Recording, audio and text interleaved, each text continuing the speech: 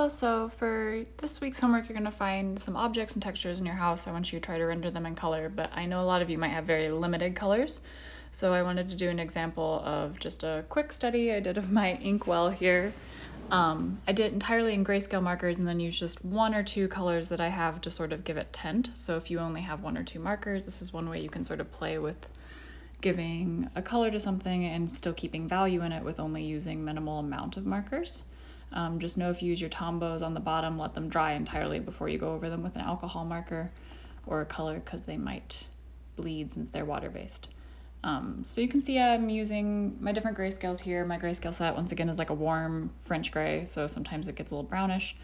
One thing I like about using a grayscale set is I can go through here. In just a second, I'm going to put down the darkest gray I have. It's almost black, and that helps me decide as I'm going through if the white is the highlight, the darkest gray is, almost black. It helps me decide a full range of tones within there. So this is the darkest one.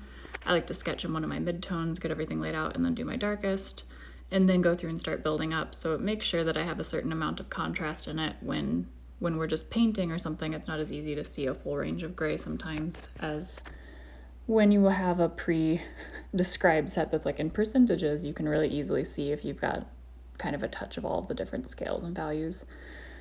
I'm just getting the sketched in, doing my darkest, adding some midtones. This one's pretty speedy. It's a little exaggerated on the angle for fun. I try to do them bigger so you can see all of the details here. So it was my number 3, not my lightest, but close to it. And now I'm going through with another midtone, just sort of blocking things in.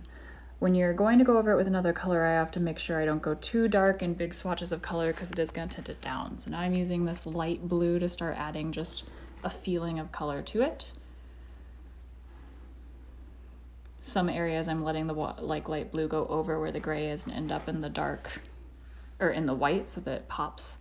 Using a little bit of a purple, a cooler tone to help bump my shadows. But you can see as it overlaps with the gray, they mix together. The gray keeps giving it depth. But that way I am able to make a lot more tonal difference and shading and value difference with only a few colors. Kind of has a watercolor effect.